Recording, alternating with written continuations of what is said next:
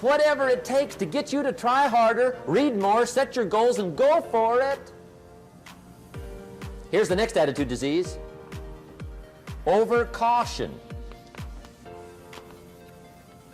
Some people never will have much. They're too cautious.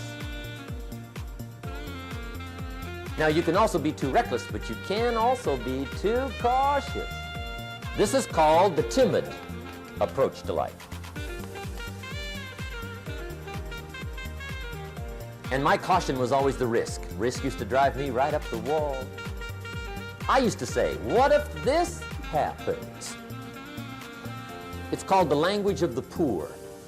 What if this happens? And on top of that, if this was to happen, look at the fix I'd be in. I better not try.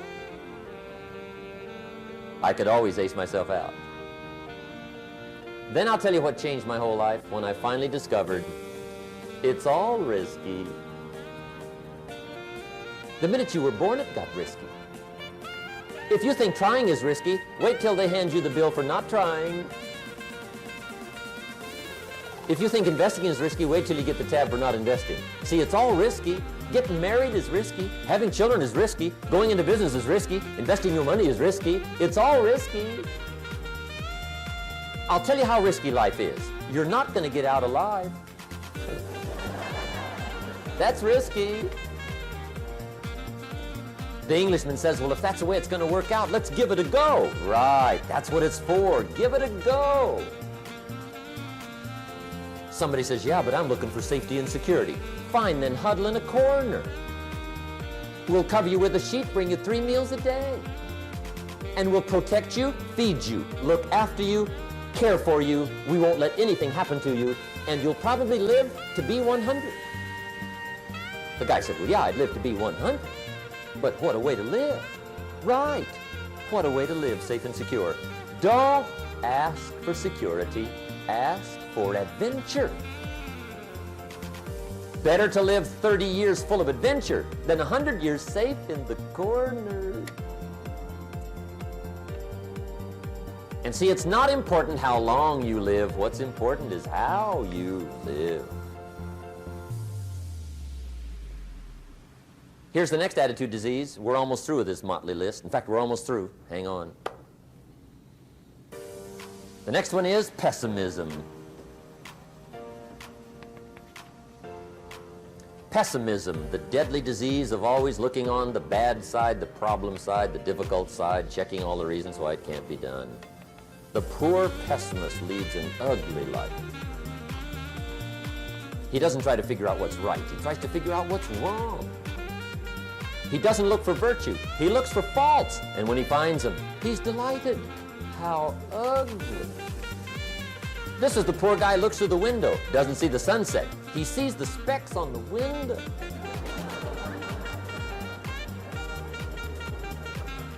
And this is the poor guy, right, who rushes up, takes such leave of his senses. This guy rushes up and he says, I've got 5 good reasons why it won't work. He's so dumb he doesn't know all he needs 1. He's got 5.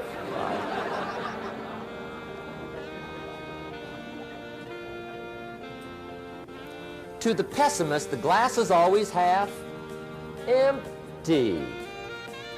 To the optimist, the glass is half full. Why would the same measure affect people 2 different ways? Answer, it all depends on how you look at it. Our lives are mostly affected by the way we think things are, not the way they are. The way we think they are affects us most. There's a subject we don't have time to get into tonight called better thinking habits. One of the major things Shove taught me when I met him, he said, poor thinking habits keeps most people poor. Not poor working habits. Most people work hard, but they don't think hard. And Shove taught me that the mind is like a factory, a mental factory. And whatever you think about all day long pours ingredients into this mental factory. And that's what builds the economic, social, financial fabric of your life. He quoted me a Bible phrase that says, as you think, so you become. How awesome. When he talked about poor thinking habits, he had me. I used to start the day reading the morning newspaper. I mean, you can believe that or not. I'd get a cup of coffee and read the paper. I'd load up on wars and riots and murders and stabbings and killings and bank robberies and muggings and car wrecks and tragedies. I'd even read the back pages. I seem to like that stuff for some weird reason. I'd load up on all that, and then I'd start the day. You can imagine the kind of days I used to have. You walk around on your financial knees. They call you economic peewee.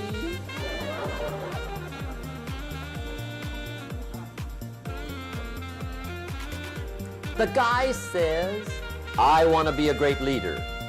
Wonderful. The first thing we do is follow him to his house.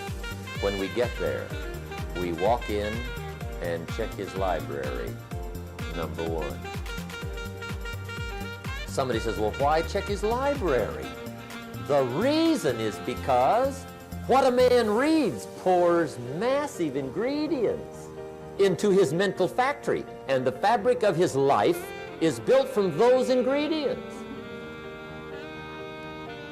You would not believe what some people have got in their house to read. You would not believe.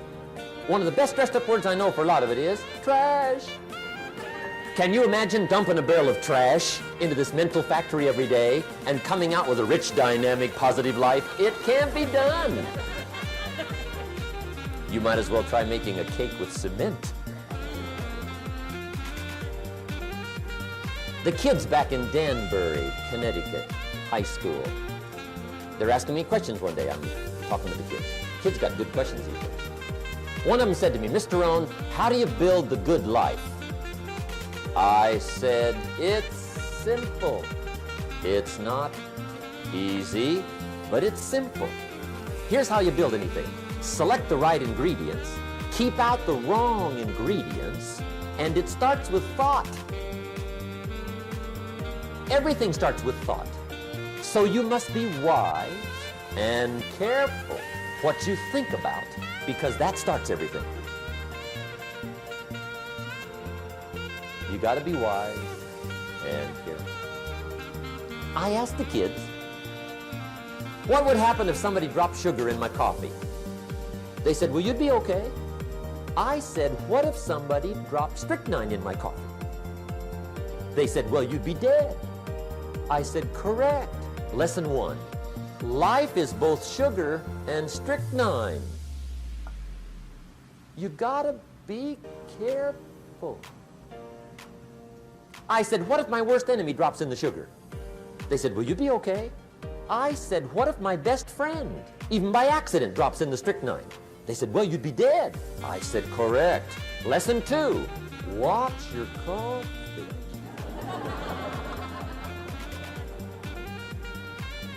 You got to be careful. See, it doesn't matter who hands you the bad stuff. It doesn't matter where you get the bad stuff. It'll still do its damage on your bank account, wherever you get it. Mr. Schoaf gave me one of the greatest phrases when I first met him when he said, Jim, every day stand guard at the door of your mind.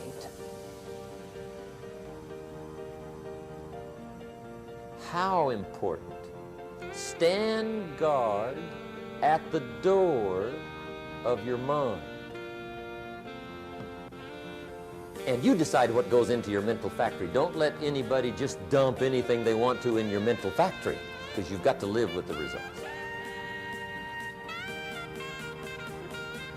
Okay, here's the last disease, and we're through with this list. In fact, we're almost through. Hang on.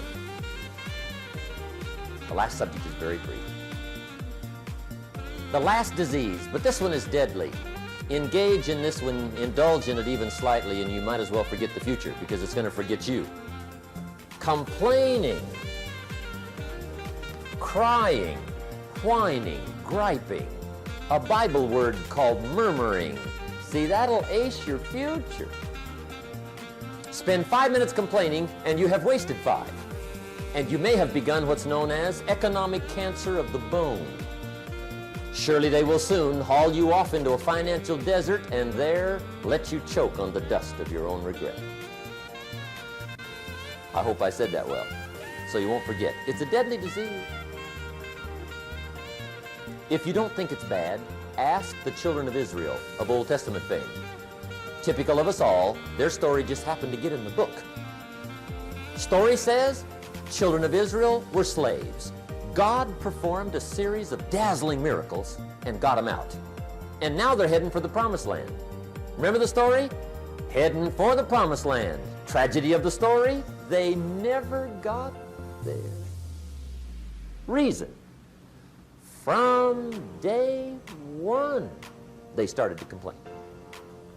They griped about the water. They griped about the weather.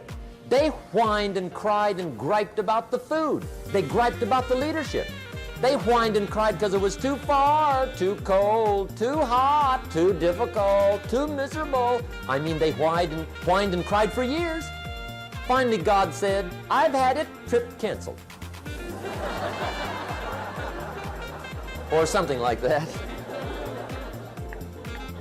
The story says they died in the desert, never got to the promised land. Which I think means two things. Indulge in this long enough, you get your future canceled. And I guess it also means even God himself can only take so much.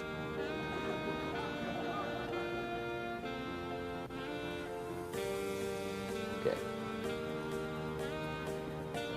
Just be on the lookout of the things that can destroy all the good you start. The war is on.